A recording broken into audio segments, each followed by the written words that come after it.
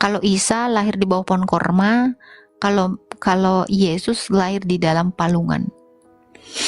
Itu jadi beda ya, silsilah mama bapaknya aja beda. Ada yang mau ditanyakan? Iya, tadi kan saya sempat scroll TikTok gitu, terus nemu VT dari tetangga sebelah sedang live, terus ada pembahasan mengenai Adam dan Hawa. Itu situ terjadi tanya jawab antara orang Kristen sama si pemilik live ini. Yang tetangga sebelah mengatakan kalau mereka itu berasal dari keturunan Adam dan Hawa, sedangkan kita yang Kristen ini nggak jelas. Katanya waktu Adam dan Hawa itu setelah makan buah itu mati. Nah, sedangkan di mereka setelah makan buah terlarang itu diusir ke bumi, makanya mereka bisa berketurunan dan lahirnya mereka ini, sedangkan kita yang Kristen ini tidak jelas. Sedangkan di Alkitab itu ditulis katanya setelah makan buah terlarang itu Adam dan Hawa itu sudah mati, jadi kita nggak ada keturunan, jadi kita nggak jelas gitu. Masa gimana itu, Kak?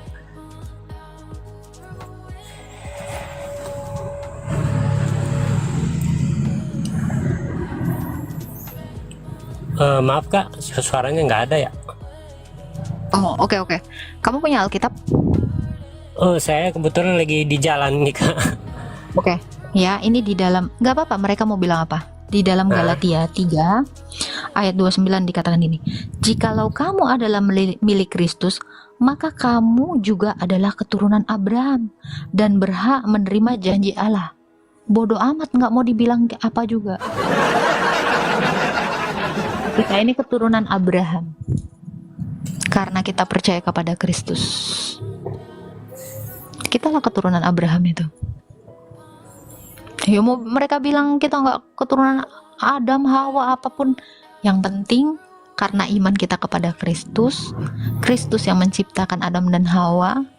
Kristus itu sendiri bilang, karena kamu adalah milik Kristus, maka kamu juga adalah keturunan Abraham. Lebih berbahagia mana kamu menjadi keturunan Abraham atau Adam?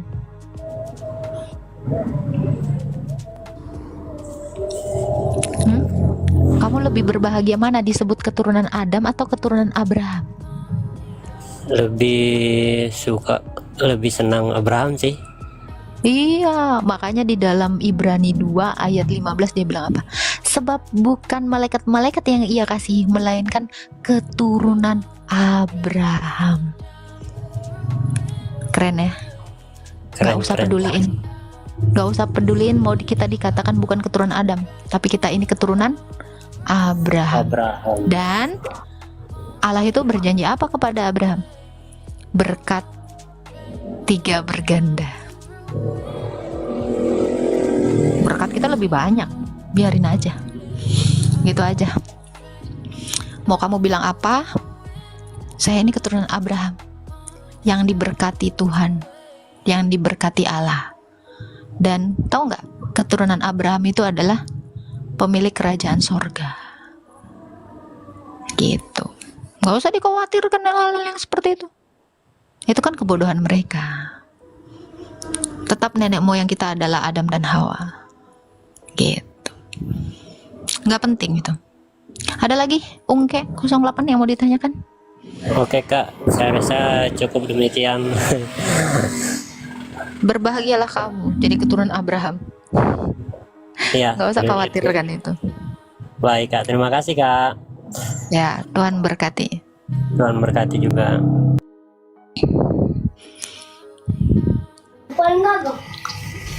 Oke, halo. Trisha. Aduh. Jangan naik dulu lah kalau ada bayi-bayinya.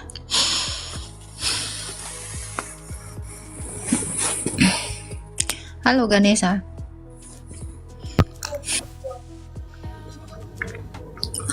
Halo, selamat malam. Halo, Islam Kristen Bang.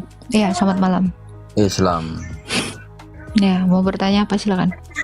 Tentang firman Mbak Agatha, mohon penjelasan. Firman apa tuh? Firman langit dan bumi. Mana ada firman langit dan bumi?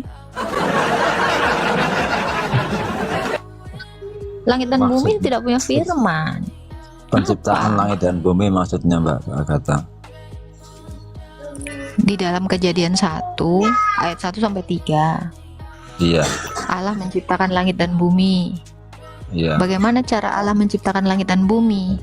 Dengan begitu. firman dan rohnya. Itu. Jadi Allah itu berfirman, ya, jadilah bumi, langit dan bumi. Lalu rohnya itu menumbuhkan segala sesuatu yang ada di bumi itu. Jadi Allah itu menciptakan langit dan bumi ini dengan firman dan rohnya. Kristus itu adalah firman.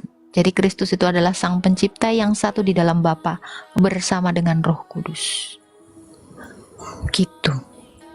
Mantap betul penjelasannya. Terima kasih. Ya, ada lagi yang mau ditanyakan, Pak? Misalnya tentang Ibu Dewi Maryam, Bunda Maria, kenapa? itu katanya perawan, itu gimana tuh? Betul. Betul. Nah. Dia perawan yang melahirkan inkarnasi dari Sang Firman. Jadi melalui rahim Bunda Maria, keilahian dan kemanusiaan itu disatukan. Itulah yang namanya tewahidu atau duinatur. Satu pribadi dengan dua kodrat. Jadi melalui rahim Bunda Maria ini, firman yang hakikatnya Allah menyatu dengan manusia. Itu. Makanya dikatakan Bunda Maria ini adalah wanita yang paling berbahagia. Terima kasih. Gitu. Karena dia dipakai oleh Tuhan untuk kemuliaan dan keselamatan banyak manusia. Gitu. Makanya Maria ini disebut sebagai Hawa yang kedua. Melalui rahim Bunda Maria lahirlah gereja. Gereja itu adalah kita orang-orang Kristen ini. Oh, begitu ya. Gitu. Jadi Hawa yang pertama itu sudah gagal. Maria ini menjadi Hawa yang kedua. Seperti itu, Bro. Oke, terima kasih penjelasannya. Siap. Salam, salam rahayu. Iya. Ya, salam rahayu. Sehat selalu, Pak. Makanya lagu Agni Partene itu apa ya? Perawan yang tak, pengantin yang tak menikah. Nah itu. Na na na na na na na na. Itu tuh. Makanya kita memuliakan Bunda Maria.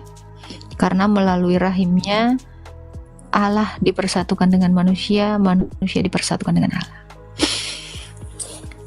Iya, perawan yang tak menikah itu. Makanya dikatakan, bahkan malaikat ya. Bahkan malaikat itu mengatakan apa? Salam ya Maria, Tuhan Allah besertamu. Terberkatilah engkau di antara para wanita. Terberkatilah buah rahimmu. Gitu. Selamat sore. Ya, selamat malam Pak. Iya, selamat sore ya. Selamat sore, di sini masih sore. Ya, ya. Islam Kristen. Islam, alhamdulillah. Ya, ada yang mau ditanyakan? Silakan. Berhubung tadi membicarakan Bunda Maria itu, ceritanya kayak gimana ya kalau di dalam keimanan Kristen tuh?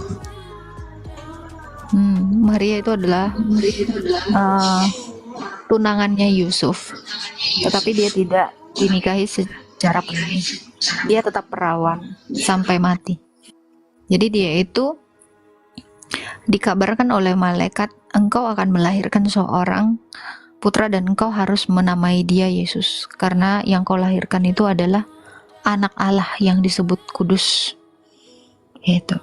Jadi Maria ini dipenuhi dengan Roh Kudus, dilingkupi oleh Roh Kudus, disucikan, dan melalui Roh Kudus ini membentuk kemanusiaan ya, tanpa dibuahi oleh sel sperma, tetapi dia mengandung kemanusiaan dari sang firman itu. Jadi di dalam rahim Maria terjadi inkarnasi firman dan manusia. Itu makanya dia itu dikatakan perempuan yang sangat terberkati. Bahkan Maria sendiri mengatakan apa? Aku adalah manusia, aku adalah perempuan yang paling berbahagia, dikatakan di dalam Lukas ya. Bentar ini saya bacain dulu ya. Nih ya, bahkan Maria itu menyanyikan nyanyi pujian gini kan. Jiwaku memuliakan Tuhan dan hatiku bergembira karena Allah juru selamatku. Sebab ia telah memperhatikan kerendahan hambanya ini, sesungguhnya mulai dari sekarang segala keturunanku akan menyebut aku berbahagia. Gitu ya. Jadi malaikat ini memang menyampaikan kabar sukacita ini kepada Maria, dan Maria pun mengizinkan hal demikian terjadi. Gitu Pak Febian. Ada lagi yang mau ditanya Febian? Kalau untuk Yesus sendiri itu kan kalau di Islam kan namanya tuh Nabi Isa alaihissalam kan ya. Kalau di Kristen kan mungkin Yesus ya namanya ya. Beda. Itu sama nggak sih yang diceritakan dalam Al-Quran Isa Al-Masih dengan Yesus itu? Beda. Karena gini ya, Maria. Oke, saya mute dulu ya. Oke, siap. Iya, agak double ini. Maryam di dalam Quran ini anak Imron, tetapi Bunda Maria di dalam kitab kami ini adalah anak dari Yoyakim dan Hana. Ya, kuat indikasi bahwa Maryam yang di Quran ini adalah saudaranya Harun dan Musa. Di dalam Alkitab memang ada saudara Harun dan Musa, seorang nabiyah bernama Miriam, bukan Maria. Ya, Miriam ini juga perawan, tapi timelinenya kan jauh, 1500 tahun sebelum Masehi. Nah, berbeda dengan Maria, Bunda Maria. Ada beberapa nama Maria di dalam Alkitab kami. Tetapi Maria yang melahirkan inkarnasi dari Kristus itu adalah Maria keturunan dari Yehuda, bukan dari keturunan Lewi. Yang keturunan dari Lewi itu adalah Imron, ya. Imron yang anaknya adalah Musa, Harun dan Miriam. Jadi Maryam yang di dalam Quran itu berbeda, karena Maryam yang di Quran itu binti Imron, berarti bapaknya Imron. Kalau Maria di dalam kitab kami itu Yoyakim dan Hana, keturunan dari Yehuda, bukan dari Lewi. Jadi berbeda bro, ya gitu. Seperti itu bro. Ada lagi yang mau ditanyakan? Jadi nggak sama ya. Kalau Isa lahir di bawah pohon korma, kalau Yesus lahir di dalam palungan. Gitu. Jadi beda ya. Silsilah mama bapaknya aja beda. Gitu bro. Ada lagi Febian yang mau ditanyakan? Maksud dari palungan itu apa kak? Tempat makannya hewan ternak domba. Oh. Ya, karena berarti waktu bener mereka ya jauh berbeda ya. Ya, karena waktu mereka melahirkan itu dalam perjalanan itu tidak ada lagi penginapan, sehingga mereka terpaksa lahir di palungan, melahirkan di palungan. Ya. Jadi beda bang. Orang tuanya beda, tempatnya beda, kisahnya juga beda.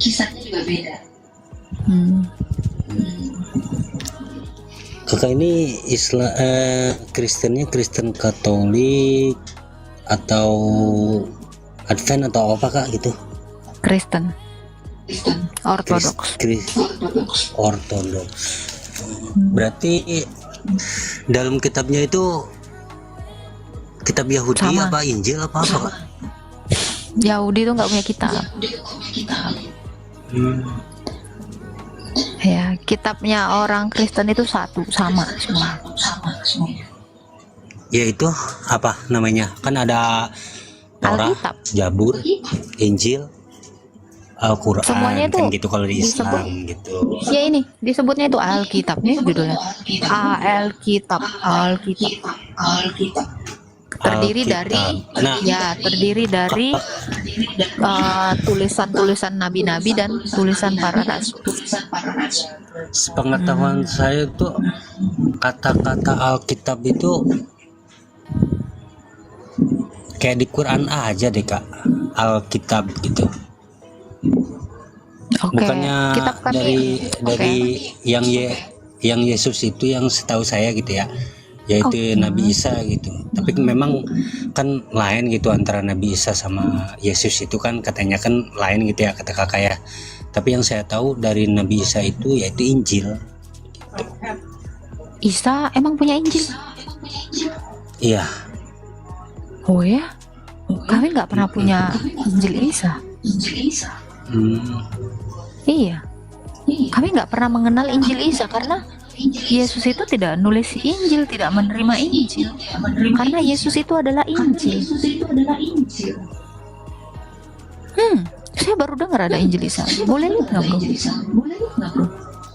ya yang sepengetahuan saya ya kayak gitu maksudnya. Kalau di Islam itu Allah kan yang namanya Allah berfirman kepada Nabi Isa gitu.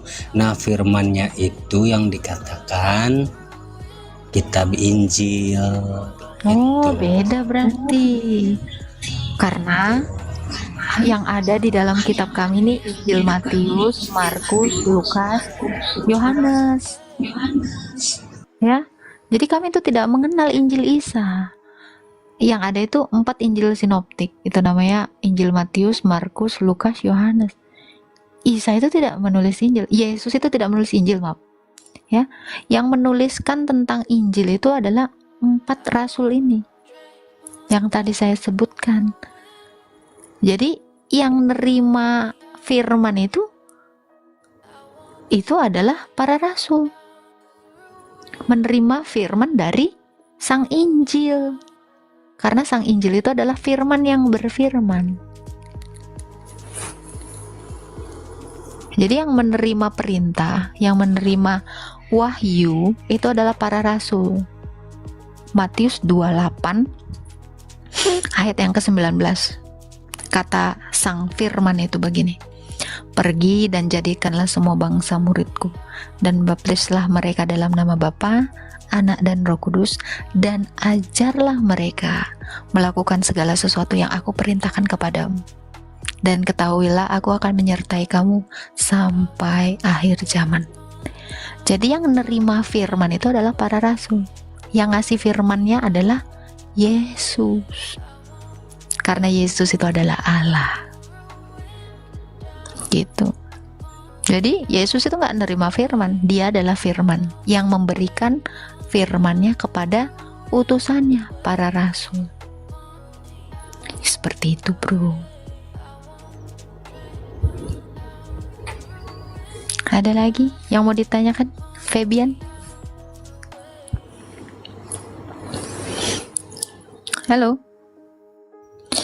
Halo, Fabian. Gitu ya. Jadi banyak orang ngira Yesus itu nerima firman. Yesus itu firman. Yang nerima firman ya, itu adalah para rasul. Gitu. Halo Andi, salam. Selamat malam. Selamat malam. Malam Bang. Islam Kristen Bang? Muslim Bu. Oke. Ada yang mau ditanyakan? Silakan. Mau tanya masalah Tritunggal itu loh. Silakan. Apa Ya, yang kamu tanyakan? dalam keimanan Ibu kan ada anak Allah, Roh Kudus dan Bapa. Betul. Ya kami ini masih belum paham. Maksudnya itu nggak ngerti masalah itu. Oke, Gimana? saya kasih analogi ya. Ya. Allah Tritunggal itu seperti saya. Ya, Saya ini ada satu atau berapa? Ada 3. 1. 3. Loh, mana? Kok gak kelihatan? Oke. Suara saya sama nggak sama badan saya? Ya, gak sama, Bu. Hah? Sama nggak? Ya, keluarnya dari Ibu. Iya, beda kan? Suara saya keluar dari badan saya kan? Betul. Iya. Terus. Tapi suara saya sama nggak sama badan saya? Ya, itu suaranya Beda. Ibu. Iya, suara saya ini kelihatan atau kedengeran? Ya, kedengeran, Bu, gak kelihatan yang namanya suara Oke. kok. Kalau badan saya kedengeran atau kelihatan? Ya, kelihatan. Ya, Kedengeran ya berarti kelihatan. beda ya. Suara saya keluar dari badan saya, betul ya? Terus? Ya, oke. Napas saya nih, maaf ya. Nah itu, kelihatan nggak? Nggak, Ya, gak kelihatan. Nafasnya- Bu. nggak kelihatan. Bahkan nggak bisa ngomong nafas saya kan. Nah kan, sama nggak sama suara saya, nafas saya? Beda ya. Berarti ada yang berbeda di dalam satu tubuh saya yang hidup ini. Ada nafas, ada suara, ada badan. Ada Jadi kentut. penyusun. Ada kentut barang. Kentut. berarti. Kentut itu bukan kesadaran. Loh, ya sadar tak, Bu? Wong Oke. seumpamanya Ibu. Oke. Kok gak sadar? Gimana caranya kentut itu sadar? Saya tanya, kentut itu bisa ngomong nggak? Ya kan bisa keluar, Bu. Tut gitu. Iya, bisa keluar. Saya tanya, kentut bisa ngomong nggak? Ya nafasnya bisa ngomong. Kan ya gak bisa ngomong. Oke, Yang bisa tapi ngomong kan nafas saya atau roh saya ini menggerakkan tubuh saya kan. Kentut ini nggak bisa apa-apa. Kentut itu adalah emisi gas yang tidak terpakai di dalam perut manusia. Loh, Dia tapi harus kan ya, dibuang. tapi kan berbentuk angin, Bu. Seperti nafas. Ya. Oke, sekarang saya tanya, adakah manusia bernafas dengan kentut? Iya kan kentut kan. Saya tanya, adakah manusia yang bernafas dengan kentut? Saya tanya dulu, ini saya masih sabar. Ya dengan udara, oksigen, Bu, Enggak, nafasnya. saya tanya, adakah manusia yang bernafas dengan kentut? Ya nggak ada. Nggak ada. Iya, makanya saya katakan kentut itu bukan titik kesadaran, tetapi nafas itu adalah kesadaran. Kenapa? Karena nafas itu adalah roh. Makanya setiap orang kalau pingsan, nggak gerak, dia dicek, masih sadar nggak? Nafas itu titik kesadaran. Suara atau pikiran saya itu titik kesadaran, makanya saya secara sadar berbicara. Badan saya ini titik kesadaran. Jadi jangan katakan kentut, taik kuping, upil, taik mata. Itu kesadaran. Itu tidak menyusun manusia. Tanpa kentut pun manusia bisa bergerak. Tanpa kentut pun manusia bisa berjalan, berbicara. Jadi tahu ya, titik kesadaran manusia itu 3 ini. Ya, kita diskusinya akademis ya, bukan kayak orang goblok di pasar ya Pak ya. Oke ya, makanya saya bisa buktikan kentut itu bukan titik kesadaran. Karena tidak ada bisa manusia itu hidup dengan kentut. Oke Pak, secara akademis saya mau menjelaskan Tritunggal, jangan ngebanyol di sini Pak. Ya, oke, dibuka mute-nya Pak. Oke, jadi saya sudah bisa membuktikan bahwa ada 3 realita atau 3 keberadaan yang berbeda dalam satu hakikat manusia hidup. Tritunggal itu kurang lebih analoginya seperti saya. Gitu ya. Bapak itu tadi Bapak udah bilang, suara saya keluar dari badan saya. Bapak itu ibaratkan badan saya, firman atau anak itu ibarat suara yang keluar. Makanya Yesus itu berkata apa? Aku datang dan keluar dari Bapa. Roh Kudus itu adalah nafas. Hidupnya Allah itu. Jadi Tritunggal itu adalah satu Allah yang hidup dengan firman dan roh. Ini yang namanya satu Allah dengan 3 realita berbeda. Itulah Tritunggal. Sama seperti saya, satu manusia hidup dengan 3 realita berbeda. Mayat itu juga satu.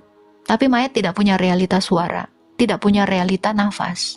Makanya dia satu mati. Saya satu hidup. Ada lagi yang mau ditanya Pak? Iya. Iya, kok mudah sekali ya penggambarannya. Gitu loh. Iya Mbak. dong, Maksudnya gampang gini. kan? Jadi Allah itu gampang kalau kita enggak dengan pikiran kotor, dengan mengatakan Allah kami 3 gitu. Padahal Allah kami Oh, satu. enggak. Saya enggak pernah berpikir seperti itu, enggak. Cuma Ya, gini siap. loh. Terima kasih ya, Pak ya. Oke, kita naikkan yang lain ya. Saya udah melihat indikasi menjijikkan ya gitu. Narasinya itu nggak penting gitu. Gampang kan? Ngerti Trika Tunggal itu gampang kan? Gampang. Jangan dibilang susah. Halo, suka kamu? Iya, itu makanya ya. Kalau dia mau mengatakan, oh, kuku saya ini adalah kesadaran, bukan ya. Nggak seperti itu. Kentut tuh bukan kesadaran. Nggak gitu. Cara mainnya di sini yang apa ya saya bilang ya? Yang logis-logis saja. Gitu. Jangan murahan gitu loh narasinya. Jangan narasi-narasi murah gitu. Saya jijik gitu. Oke, Arul Alang 88. Halo. Nggak 3 sifat ya Kak ya. Karena Bapa itu bukan sifat. Ya, ini salah. Satu Allah dengan 3 sifat, enggak. Firman itu bukan sifat. Bukan. Roh itu bukan sifat, bukan. Roh itu hidup. Firman itu kesadaran. Firman itu adalah ilmu. Kecerdasan, logosnya Allah. Ya, saya nggak suka ada sifat-sifat apa itu? Sifat marah. Apakah firman pemarah? Enggak. Ya, kata hipostasis atau realita itu ada di dalam Ibrani 1 ayat 3. Jadi saya menggunakan diksi yang memang tertulis di dalam kitab saya. Saya nggak mau menggunakan kata yang memang tidak tertulis dalam kitab saya. Gitu ya. Jadi sifat itu, maaf, itu bukan realita konkret. Sifat itu bukan realita konkret.